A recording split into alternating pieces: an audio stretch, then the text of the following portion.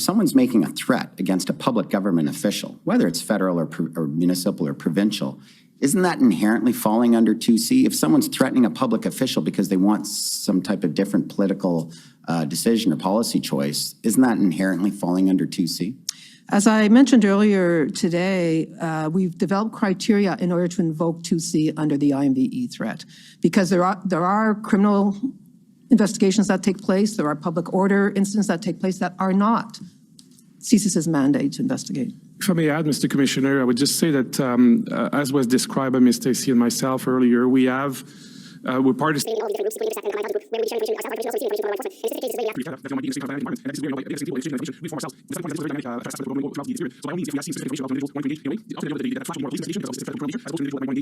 These are not perfectly, black and white issues, and this is why we are working to exchange information very dynamically. But Mr. Vigneault, let's just be clear that if someone's making a threat against a public official because they're trying to influence that public official, that inherently falls under 2C, does it not? Now, it may be that you don't view the threat as credible.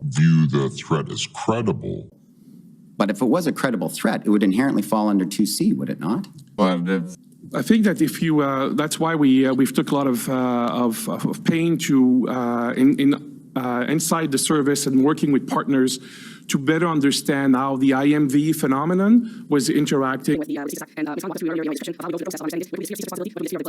And that's why I'm saying is that this is not black and white, it's dynamic, and this is why people talk to each other on an ongoing basis. Sir, please, I'd like to give you normally I'd like to give witnesses full time to answer, but I only have a limited time. I'm just trying to get an answer because I believe I've asked it a few times here. If someone is threatening a public official because they want to influence that public official to take some policy choice, does that not inherently fall under 2C, yes or no? Now, it may be that you don't view the threat as credible. Each case is looked on a case-by-case basis, and it would not be, a default proposition. So if someone's threatening to kill a mayor or a premier because they want them to drop a public health measure, that does not necessarily fall under 2C. Is that your testimony, sir? Yes, it is. And so did Sorry, CSIS not look at... If I can just add, I think as we've walked through, there are a number of other criteria that are necessary to be the CSIS Act. There is, the testimony that Ms. Stacey gave responding to Ms. Khan's questions about that placemat earlier, I think is how we are understanding and how we are exercising our authority.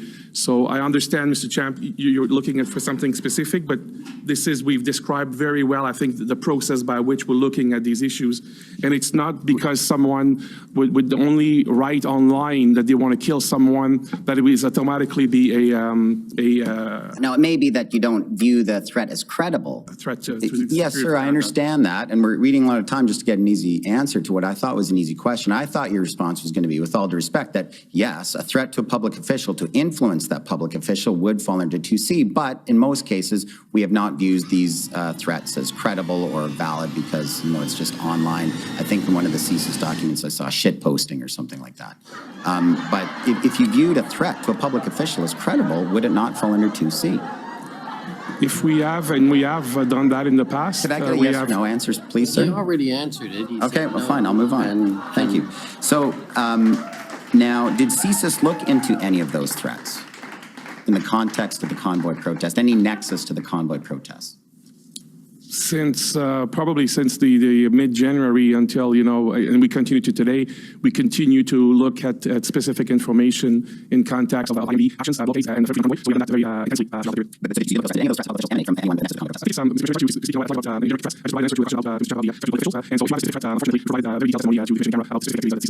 So is your answer to me then that you may or may not have investigated those threats to public officials with individuals, with threats emanating from individuals with the nexus to the convoy protest, but you can't tell us because of Section 38? No, what I'm saying, Mr. Champ, is that we have, we've described how we have, how we are assessing the information that comes to us in the context of IMVE. We've walked through the 2C analysis earlier, and that is that analysis, that expertise, combined with new information that will come to the attention of CSIS in whatever form, exchange of information. That's essentially what we would be doing on an ongoing basis. So I cannot be more specific than that. So I'm done with my time, sir, but I just want to make sure I understand, because I apologize. I've heard your answer a couple of times, and perhaps I'm missing it. Is that, yes, CSIS did look into those individuals, or you cannot tell us?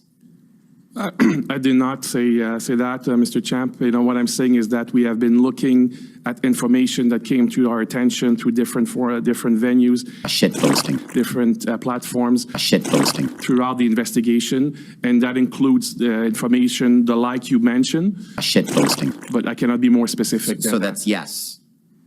No, I will stand by the answer I just provided, Mr. Champ.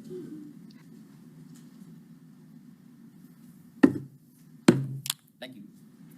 Okay. Thank you.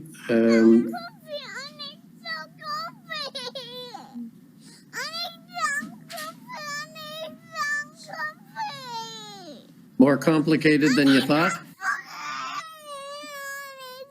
Okay, well, let's go to the Democracy Fund, JCCF. It was so interesting to watch because he was just enraged. He'd sit there. Like, have you ever seen a 2-year-old have a temper tantrum? It's really quite the bloody phenomena. If you ever saw an adult do that, you'd call 911 right away. It's like, oh my God. And I've seen adults do that, you know, because people say with borderline personality disorder will have temper tantrums. And it's like, man, you want to be about 30 feet away from that person, that's for sure. Shit posting.